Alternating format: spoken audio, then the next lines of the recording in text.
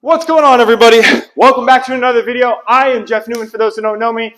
I am an online fitness coach, a gym owner and personal trainer, and I'm also a dad to 2 girls. So today, I want to be talking about 3 movements that every single parent should be doing and getting better at to be stronger, keep you away from injury, and just be healthier overall.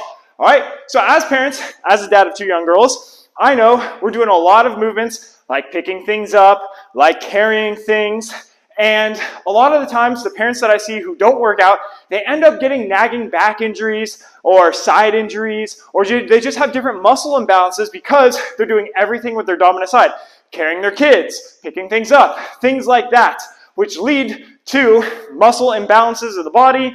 And if you're tight in any which way or just don't have the right muscles built, it can lead to back injuries. It can lead to other injuries that just are annoying and keep happening frequently. So here are 3 movements that you should be doing, and I'm going to give examples for all of them. Number 1 is a hinge. I apologize in advance. I just finished my workout before recording this video, so I'm still a little out of breath. But number 1 is a hinge. We're hinging at the hips. So flat back, a little bend in the knees. It's this motion, bending over. A lot of the time, when you go to pick up your kids from the ground, you're just going like this. You're bending over like this. Come here, sweetie, and pick them up like that. That puts a ton of stress on your lower back. Now, if kids are small, that's fine. You might be able to get away with it. But if you're doing it constantly, it leads to muscle imbalances, like I'm saying. If you've got tight muscles and you don't practice this movement and get stronger at this movement, it can lead to injury. So let's do some hinge movements. Number 1, deadlift types. So regular deadlift, you're pushing those hips back, bending down, and tapping the weights to the ground, flat back. Drive your heels into the ground, stand the weight up, and bring it back down. Now, we'll practice a Romanian deadlift. A little bit straighter with the legs, a little bend in the knees, pushing those hips back, again, hinging, ride those weights straight down, get a stretch in the hamstrings, come back up. Both movements are great to get better at and help you get stronger and keep you injury-free. You can also go a little bit more advanced, a single leg or staggered stance deadlift. So 1 foot flat, 1 foot behind you, bending down with 1 or 2 weights, tap the weight to the ground, and stand up. A little bit more advanced there, but trust me, it is super effective. And if you think about it this way, if you only have like 10-pound weights at home, that's great. 10 pounds is still better than 0, and you can still get a little stronger at that movement. But if you think about it, what if you're able to lift 50 pounds? What if you're able to lift 100 pounds? Then all of a sudden, your 20-pound kid is a lot easier to pick up because your max, you're significantly stronger than what your kid weighs or whatever you're trying to pick up from the ground. But if you're not doing that movement and you're only picking up your kid, or if you only have 10-pound weights at home, again, still better than nothing, but if you're only getting good at 10-pound weights, you're still picking up your kid. That's like 100% of the weight that you're practicing. But if you're practicing with a lot heavier weight, 5x the weight, then that weight gets a lot easier. Okay? So that's number 1, a hinge. Enter some deadlifts. You can also even hit some bridges on the ground, kind of a similar motion there, pushing the hips up, squeeze the butt, come back down. Also a very effective movement. You can do that with weights. Okay? Number 2, and I apologize again, still kind of out of breath, is core stability.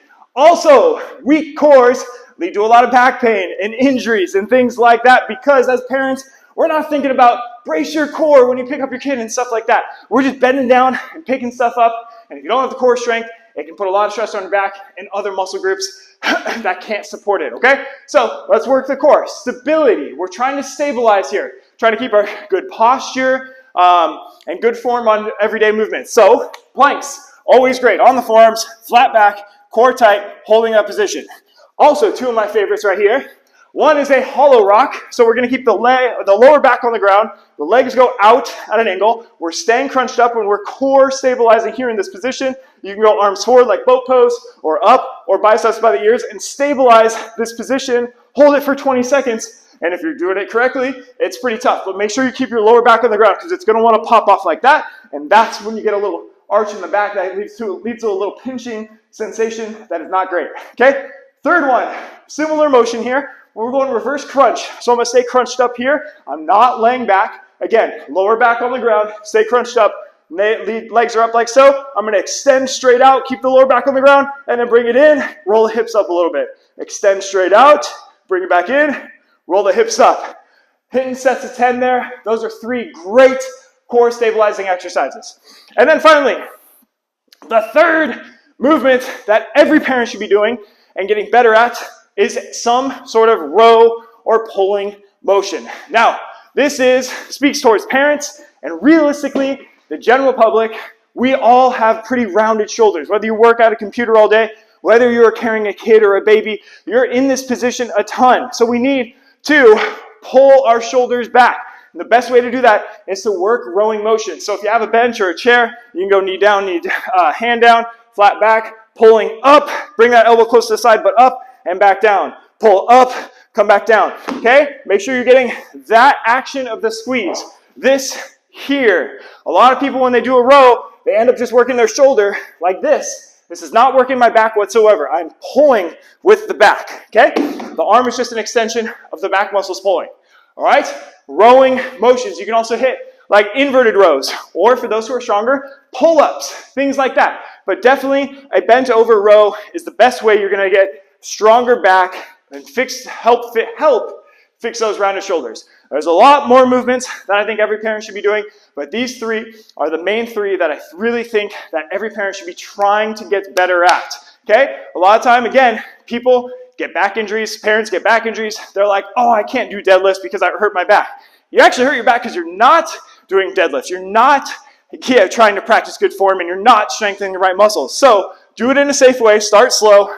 Work that hinge at the hips. Work your core stabilizing muscles, and work the rowing, pulling motions. All right? If you're a parent or you know a parent, you like this video, please like it wherever you're at, YouTube, Facebook, Instagram, whatever it is, and share it with another parent and tell them to start doing these movements. All right? I'll see you for the next video.